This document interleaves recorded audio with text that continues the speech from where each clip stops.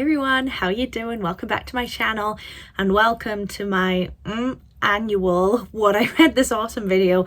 I don't actually know how many years I've been doing this, 2, 3, it's not been that long, but very excited. Autumn is such a good time to just sit and read. I did a lot of reading this month, some for fun, some because I had to. We'll get to it, but I'm really excited to talk through the books that I have read this month. It's very exciting, so let's just get straight into it. Okay, we're going to start with rereads, as I always tend to do, rather than new reads. The first one is Harry Potter and the Philosopher's Stone. I tend to read the whole series every year. I don't think I've done that this year. Maybe go back and check my winter ones. Maybe I read them right at the start of the year. I don't remember, but years and years ago I got gifted the first 3 books as like beautiful illustrated editions. I would get it, I'm not gonna lie to you, I'm just being really lazy. It's in a really difficult place to get it and the books are really big and really heavy, so I'm sorry. I'll put a little picture here, but yes, I did read that. Great story. You guys know I love Harry Potter, but it was really the, sorry, I need to stop like fiddling with my hair. It was really the illustrations that made it such a beautiful book. A really good coffee table book as well, actually. So I'm really excited to read the second and the third one when I get the chance. I'm not like rushing to read them because I have read them before, but, and I've flicked through all the pictures before, so I know what they look like, but it would be nice to say that I've actually like fully read them. So I'll get to the second and third one at some point soon. The other book that I reread is The Shining by Stephen King. Really don't like these covers, I'm not gonna lie to you, but it's what the Stephen King estate is going with, so this is what the books look like now.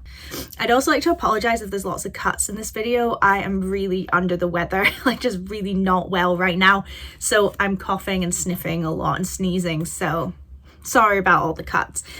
The Shining I first read, I was probably about 14 when I first read it, and I loved it. And I remember just thinking, like, it was so scary. The hedges in particular are so scary. This is probably the only book I've ever read that's actually given me chills because it's been so creepy. I think it's definitely worth the hype that it gets. I'm always so disappointed that the film doesn't include the hedge animals because I think they're the best part. My hope is, now that Mike Flanagan's basically the official Stephen King adapter, that he will do a Shining TV show. Actually, I'd quite like, I know there is one that Stephen King made, but I'd really like Mike Flanagan to make a Stephen King The Shining TV show. It is my hope and dream. Anyway, read it the second time, felt the exact same as the first time. It's a great book. I find Stephen King very problematic. I can go into that in a bit more detail if you'd like. Really struggle with that sort of author versus, you know, being able to like ignore the author, or, you know, death of an author basically. But cutting to just the story, it's very good. And if you haven't read it, I do recommend it. The books I read this month, some of them I really tried to go for a sort of autumnal Halloween-y feel, but looking at my pile of books, that really didn't happen. It's such a mix. The first book I'll talk about that's not a reread is one that I don't have. I actually donated it to my local library.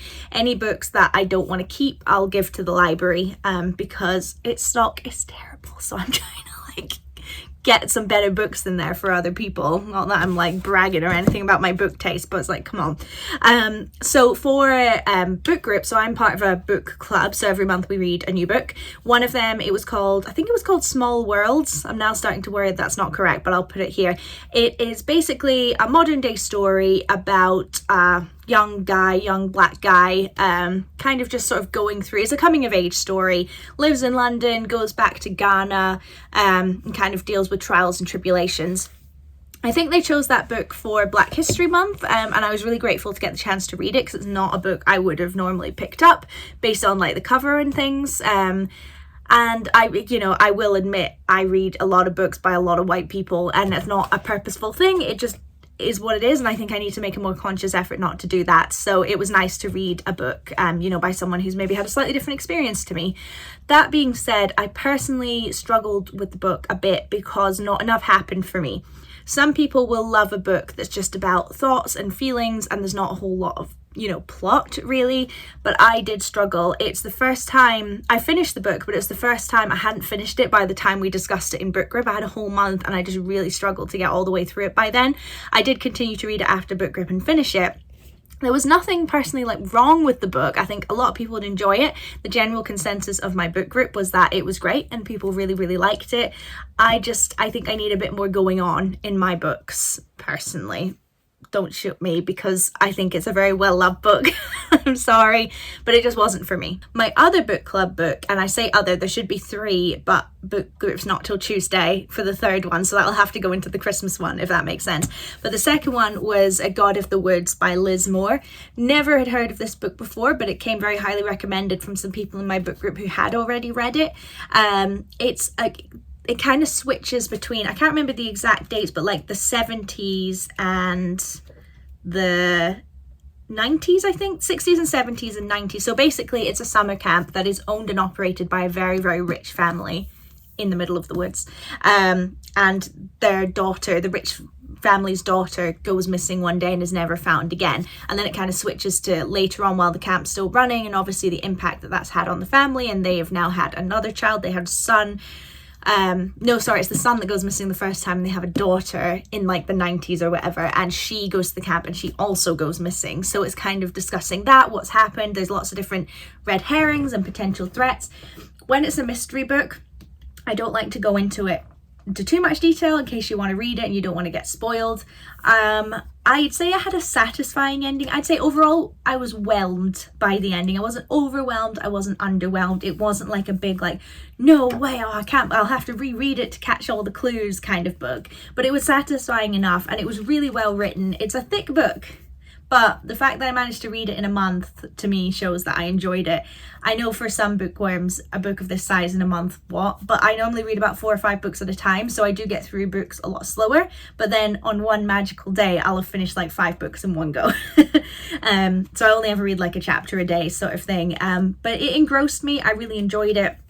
It's not, like I say, I was kind of whelmed. It's not a book where I'm going to be like, oh, I have to go back and, reread this ASAP. I'll probably will reread it at some point in my life, but not for a while, I think. But very glad I got to read it. And that's kind of the good thing. That's why I enjoy being part of this book club, is because, I'm getting books that I never would have normally picked up or read. I don't normally read modern books that have come out within the past couple of years, so it's kind of nice that they're giving me that opportunity. I say that, my next 2 books both came out this year, I think, but they're by 2 of my favourite authors that I read a lot of. So the first one is Laurie Gilmore's The Cinnamon Bun Bookstore. I say that, I think this actually might have come out a few years ago, but with this series I'm really struggling to keep up with the order of the books and when they came out. I really don't know, so this one might actually be a few years old. You guys know I really enjoy this book series. There's loads. What have I got? I've got this one. I've got the Pumpkin Spice Cafe, the Strawberry Patch Pancake House. There's loads. And I've got the Christmas Tree Farm, of course, and then I've got another Christmas one I'm going to be reading soon. I'm really struggling to keep up, and then there's one coming out 2026. I can't do it. But basically these books are set in a super cozy little town, Dream Harbor, and it's basically just different romance stories as people sort of move in and out of the town. And this one was set in the Cinnamon Bun Bookstore. I enjoyed this book. If this was the first one in the series I'd read, I'd be like, yeah, it was great. Oh, also the covers are always so pretty. It's probably my least favourite one I've read so far.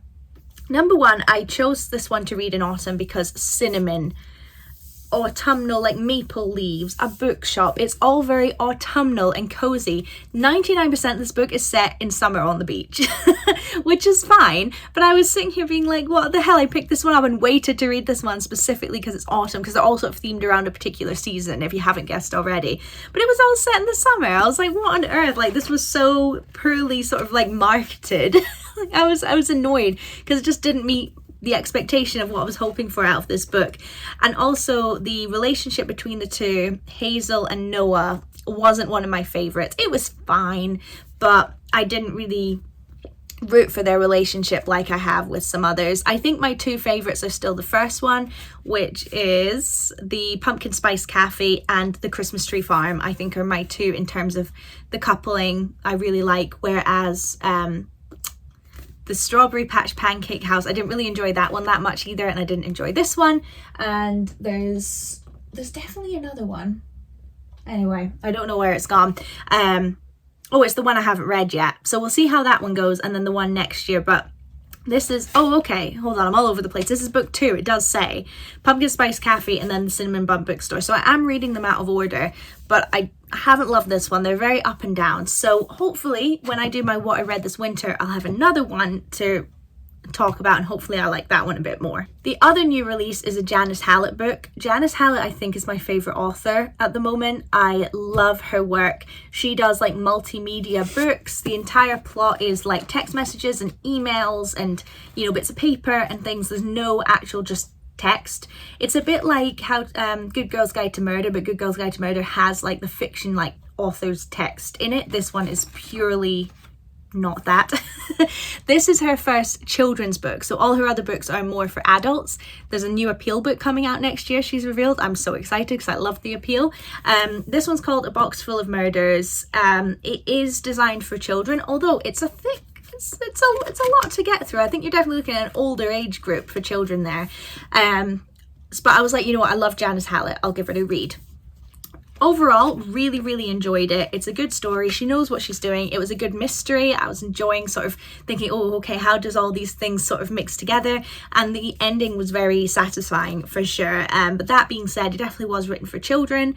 And I did sort of, I suppose, struggle at some points where I felt like things maybe could have been a little bit more complicated, because that's what I'm used to from Janice Hallett books. There's like a million different plot points happening at one time, whereas this one less so. And the characters obviously were a lot younger, which was kind of harder for me to relate to. That being said, I can't really criticize her for that because I'm not the target demographic for this book, but I still very much enjoyed it. It definitely sets itself up for a sequel, and if more come out, I will certainly read them, but they're not like my favorite in the Janice Hallett lexicon, which is totally fine, but it was good fun. If you've got a more advanced reader child in your life, then I think they would really enjoy this book. Okay, so I think that's all the sort of themed ones. I've done rereads, books I don't currently have with me, and books that came out this year. Now it's just a bit of a jumble, to be perfectly honest with you. Oh, actually, no, I do have one more book that came out this year. Can you tell I did not plan this video in advance? I just pulled all the books together. It's another Janice Hallett book. It came out this year. This one's for adults, The Killer Question by Janice Hallett. Again, all multimedia. This one is about a pub that runs a weekly pub quiz, and there's a murder. I'm not really spoiling anything here. And it's all like messages between the different pub quiz teams. I loved this book. Definitely one of my favorites of the year. It was very like, it spoke to me because number one, I love Janice Hallett books, but number two, I don't so much anymore, but me, my mum, my dad used to go to a pub quiz every single week, and we always came second. It was very annoying. But there's a lot of that in here. It really captures the nuance of being a pub quiz team, and there's like one team that always wins, and then another team starts coming who is always coming first, and their text messages are just hilarious about how they need to just try and beat this team. And even though like a dead body is found on the property, like their main focus is like, no, we just need to get first in the pub quiz. And the funny thing is, you win like £5 if you win the quiz, so it's just really funny. I think that's the key thing with Janice Hallett. She's really good at writing funny, and this is definitely one of my favorites. Ignoring the Christmas Appeal, which is my favorite Janice Hallett book, but it's more like a 2.5 kind of book. It's not like a proper book. I think my favorites are like the Appeal and the Examiner, and then this one, and then what is there? There's the Twyford Code and the Alberton Angels. They're both kind of mixed down the bottom. I didn't really enjoy those ones as much, but this one's definitely in the top. It's a really good book. And I'm excited for the Appeal TV show that's apparently coming, and the new Appeal book that'll be coming like this time next year. So lots of exciting things going on in the Janice Hallett fandom, so I'm very much looking forward to them. Okay, now we're truly just on the random books. Let's do the ones that are more themed towards the season, which isn't really that many, to be perfectly honest. I'd say there's 4 that are kind of more autumnal. The first one is a non-fiction book. It's horror cinema. It's written by Paul Duncan and Jürgen Müller, I think is how you say it. First of all, it's an absolutely gorgeous book. This was actually a gift. I think it must have been a birthday gift. My birthday's in June, but obviously it took me a little while to sort of get to it. I think I started reading it in September. First of all, it's just a gorgeous book. So it starts by talking about sort of categories of horror film. So hold on, where's like the context? Yes. So first it focuses on slashers and serial killers, science fiction, zombie, cannibals, environmental horror, haunted houses, possession, voodoo, vampires and werewolves, the monstrous feminine as well, which was a really cool one. And then it goes through the editor's top 50 horror films of all time. So it's kind of a book of two halves. The first half really just focuses on sort of going through different subgenres within horror and talking about the impact and, you know, society at the time and why that might have been, you know, a popular genre, which was really interesting. And then it just goes into their top 50 horror films, not necessarily in order of their favorite, but in order of release. So actually, I mean, this book came out a few years ago, but the most recent one they talk about is, bear with me, The Others, which came out in 2001. So, you know, although they do mention Get Out, I think, so it is, you know, it's not old, but I can imagine they'll come up with a more up-to-date one at some point. But it's just a really beautiful book. It's very thick, it's very heavy, but it's not actually that, like, this is a regular book. It's about the same size, unlike The Killer Question. It's a really nice book, and I'm really glad to have it on my bookshelf, and I learned a lot from it. You guys know I love horror films, so very good book. Then we have C.M. Wagner, The Village Library Demon Hunting Society. I got this book because, first of all, I thought it was super cute, very seasonal, very Halloweeny, but in a kind of fun way. You know, when I got this book, I wasn't really looking for like horror. I just wanted something a little bit different. This book was a lot of fun. It's about a sort of older librarian, Sherry, who's kind of known as like the town's detective. Even though she's not in the police, she's just really good at, like, she's always solving murders and mysteries. And then people start dying in the town, so it's kind of up to her to solve the mystery. But there's also a paranormal aspect to it, and I'm not spoiling that. It's literally called the Village Library Demon Hunting Society. There are demons involved. It's a lot of fun. It's a good book. It's super quick and easy to get through. I read it so fast. It flies through. Really easy to read, well written, good characters. You know, you're never thinking like, oh, who's that again? Like, everything, it's just so easy. It's kind of like it's like a beach read but in autumn. A wood read, a forest read, I don't know, a pumpkin patch read.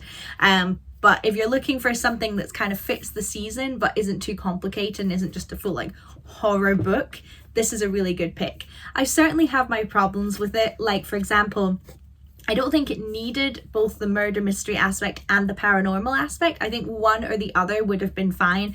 I feel like they both kind of butted heads with each other and didn't really mesh very well.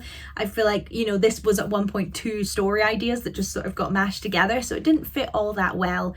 And I feel like even though it was really easy to read and it's quite short, it actually could have been shorter. I feel like the author was really trying to pad it out to make it a certain length that the editors probably wanted, because there was quite a bit of repetition in it. That being said, I'm just nitpicking here. It's a good book. Again, I was whelmed by it. It was good fun. Glad I got it. Would probably see myself reading it again at some point.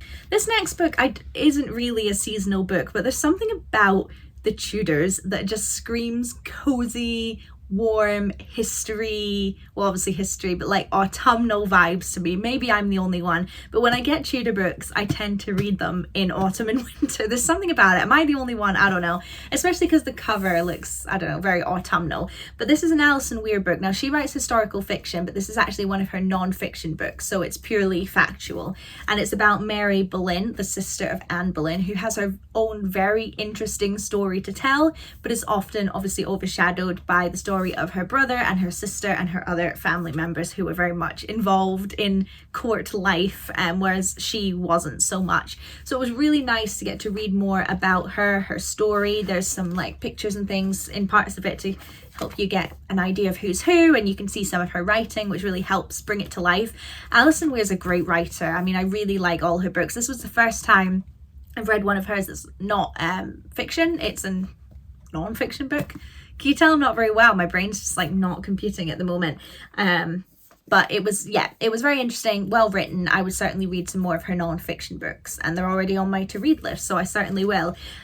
Mary Boleyn, I have to say, because of all the things I said before, maybe isn't the most interesting character in the world, and it is quite a big book. So there were parts of it, like a large part, I'd say the last third, she's dead. Mary Boleyn is dead, and it's about, you know, her descendants and things, which is fine, but a whole third of the book is just about that. It shows that she maybe didn't do that much in her life, which is fine, but you know, maybe it wasn't worth filling the whole book with it. That being said, information on her descendants is really interesting, because looking to nowadays, she's got some very, very famous descendants, including the current royal family. She's more related to the current royal family than Anne Boleyn is, so it's, you know, it's interesting. So yeah, really enjoyed it. Very cozy read, nice to sit and read it like when it's raining outside. So now we're getting into winter as well, I'll certainly be reading a few more Tudor books. And my last book that kind of fits the theme of autumn is Sheridan Le Fanu, Carmilla. I say Carmilla because I'm learning Spanish, it's probably just Carmilla. This is a very, very famous book, and I've never read it. And you guys know my favorite book of all time is Dracula. I love Dracula. It's just a perfect book. And this was basically the inspiration for Dracula. It came out before it. So I was like, okay, I have to give it a go. Nice and short. Let's give it a try. And I was so surprised because, oh, also, like, there's really not much text on each page, like it's really short. I was really surprised because this basically is Dracula. It's like, okay, this guy just, Bram Stoker just read this and was like, I'm just going to rewrite it. It's like the same book. It's so weird. It's really good, really well written, about a female vampire as well. I feel like this book was very before its time. After its time, before its time. It's very modern, is all I'm saying. For like a Victorian book, you know, you would think this was written nowadays. It's crazy. It's got like a lesbian romance in it. It's suggested. Obviously, it is an 1800s book. It's suggested rather than just shown. But it's sitting here like, really? Like, people like, this was okay in like the 1800s. So it's very modern. It's very weird, but I really, really enjoyed it. I do think I prefer Dracula as a story. I just think it's more well-rounded, but this is really up there. I was surprised by how much I liked it. And look at the cover, it's gorgeous. That's what attracted me to it in the first place. But like it says here, predating Dracula by 26 years, Carmilla is the original vampire story steeped in sexual tension and gothic romance.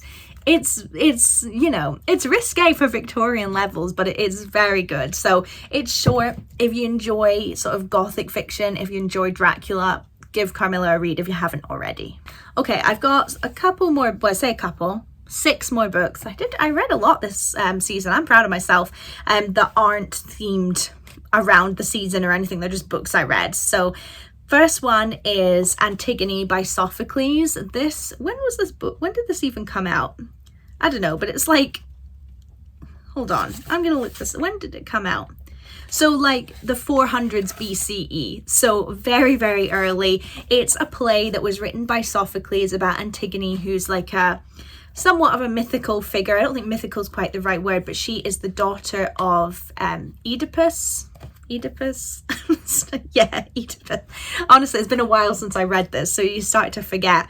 So it's kind of talking about like the myths and legends of Greek society at the time. Alice, why did you read a 400 BCE play? Because it was for my university course. We had to read Antigone.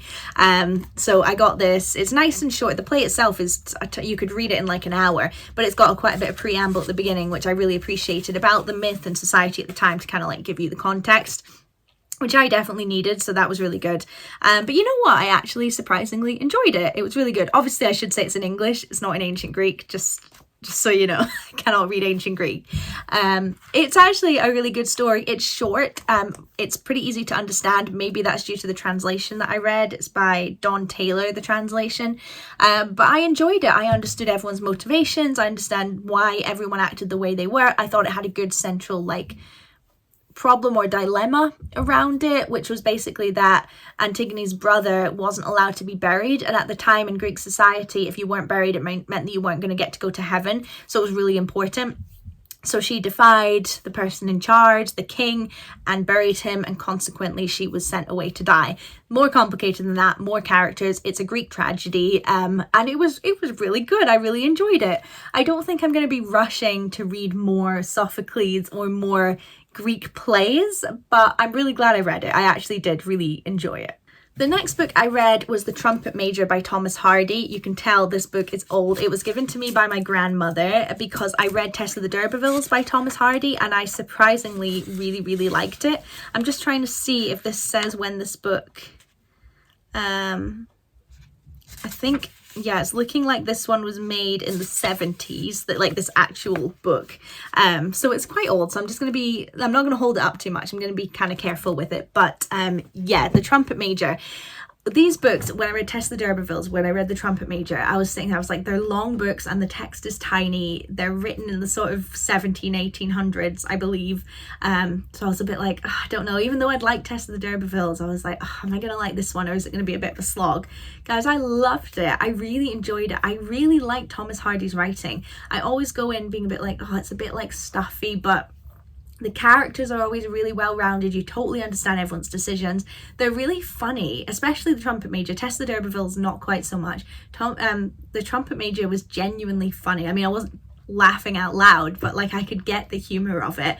Long story short, it's about a woman who lives in a town, and there's two brothers who both are fighting. It's during the Napoleonic Wars, so it's a historical fiction book, and they both come back, and they're kind of both love interests, long story short. But there's a lot to it. There's some characters from the town that are really funny and kind of flesh out the world.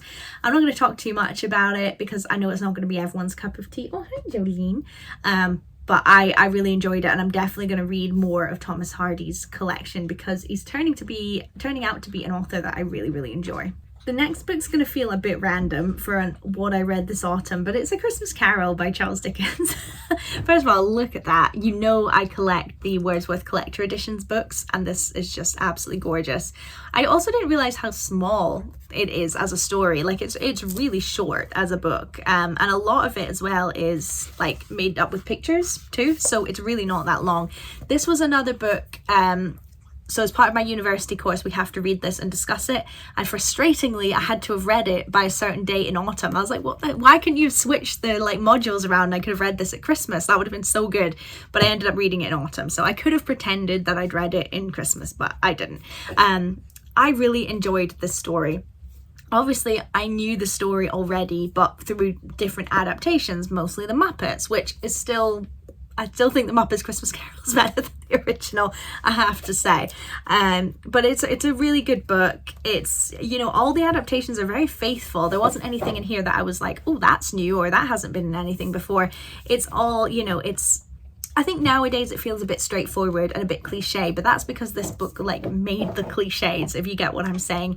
It's cozy, it's comforting, it's actually very emotional when you read the actual book, like with Tiny Tim and everything, and it's a great book to read at Christmas. You could read it in a couple of hours. It's cozy, it's cute. Pick it up and read it when it's snowing outside. Read it at the windowsill with like a cup of tea. That's what I'm sort of picturing. Really good book. I really did enjoy it, and I am going to have to write an essay on it at some point, so I probably won't enjoy it as much after that. Actually the next two books are also Wordsworth Collector Editions, so they've got beautiful front covers. The first one is Grimm's Fairy Tales by the Brothers Grimm. I picked this up, it was only £10. I found it in a shop and I was like, I want to collect all these books. And I was like, I haven't actually ever read an actual fairy tale, not like a Disney version, but like the actual fairy tales. They've got Hans Christian Andersen ones as well, so I'm gonna have to read them too. But as you probably know, the Grimm fairy tales are nuts. They're really nuts, like Cinderella, girls chopping their feet off to fit in ruby slippers. No, that's the Wizard of Oz. I saw Wicked yesterday, so I'm all over the place. But they are quite intense. They definitely get Disney-fied, I'll tell you that much. There's certainly key parts that they miss out in the films. That being said, they're not as nuts as people say they are. Like, within context, you're like, yeah, okay, that kind of makes sense. I'm not sitting here being like, how can children read this? Like, no. But they are all fables, they are all moral stories. So I could see why back in the olden days, does this say when it came out? No, not 1987. That was a translation. I don't know, but it's old anyway. But I would be happy with my child reading these. Maybe I'm morbid, but they're not that weird. But there's some really famous ones in here. I'm trying to see. Rapunzel, Hansel and Gretel. By the way, there's about 10 stories in here with a girl named Gretel, and they're all different girls. Like, they really didn't come up with very different names. Cinderella, Snow White is in here, but I think it's called something else. Tom Thumb. Two Tom Thumb stories, Sleeping Beauty, Rumpelstiltskin. Like, there's loads in here, but obviously there's loads of stories as well that I'd never heard of before. So it was kind of nice to get a mix. They're very short stories. Most of them are like a page or two, so you're getting a lot of stories in here because it is quite a thick book. I will say a lot of the stories are very repetitive. Like, you'll read one story where two children go off into the woods and get lost and, you know, learn a tale along the way. And then 2 stories later, there's 2 children who are lost in the woods, like, but their names are changed, and that's the only difference. So it's very, I think you have to be quite patient. If you literally want to sit like I did and read all of them and not just like pick out 1 or 2 every now and again, just be aware that you will think, oh my god, am I accidentally reading the same story twice? It's just something to bear in mind. And the other Wordsworth Collector Edition book I read is The Wizard of Oz by L. Frank Baum, another one that I just found in the shop, and I was like, you know what, I need to read it because I'm on a Wicked kick. I saw Wicked Part 2 yesterday. I won't go into too much details, but I sobbed like a baby. And I watched The Wizard of Oz before as well because I hadn't watched that since I was a child. So I'm kind of in a bit of a Wizard of Oz kick. So it was nice to actually read the book. I have to admit, I read the book a while ago, so I am struggling to remember. There's some absolutely great illustrations at the start of each as well, which is always nice. It's a good story, good characters, it's a lot of fun. It's obviously aimed at children. I can see that. I'm not the target demographic anymore, but it's good fun. It's pretty different from the film, I will say that. I'd say Wicked is more inspired by this than it is by the film, which is quite interesting. But the main thing about this is, obviously, you think the Wicked Witch of the West is like the main baddie.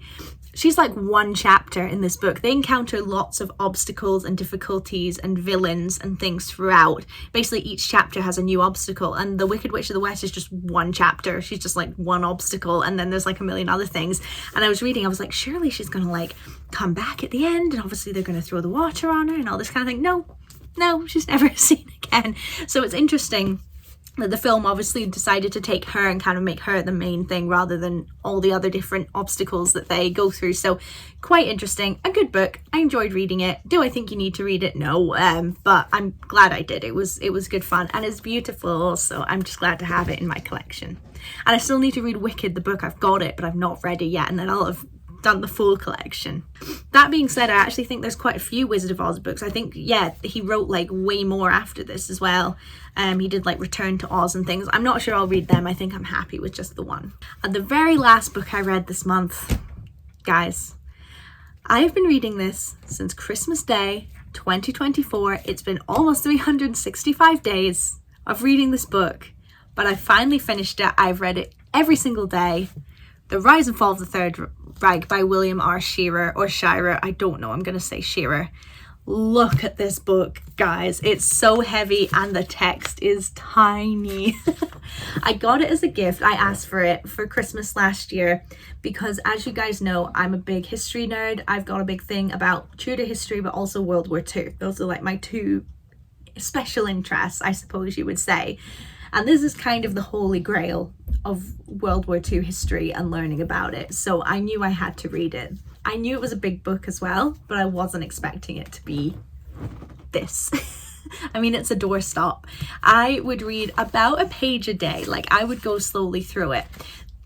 I'm really glad I read it, I think, is the kind of general summation of the whole thing. Like, I enjoyed it. I got a lot of knowledge from it. I'm very glad I read it. Am I ever going to read it again? Absolutely not. But I am going to keep it because I'm very proud of the fact. I mean, I've read A Crime and Punishment. This was about 5 times as long, although I still need to read War and Peace, so maybe that'll be even longer. I don't know. But this is definitely the longest it's taken me to finish a book. But it's very interesting. It's literally got every single fact. Some chapters are more interesting than others. You know, as you know, World War II, very interesting. Lots of different sections of it that are really interesting to read about. But then you'll have about 500 pages about the economy of Germany pre-World War II, which is interesting maybe for a page, but for like 500 pages, you're like, oh my goodness, like it really, really goes into detail. And World War II doesn't actually start till like halfway through. So it's a lot. It's not a book I would sit and recommend, but I'm very glad I read it. I'm very proud of myself for finishing it as well. There was lots of times I wanted to give up, and I saved it for the end because I'm just very proud of myself.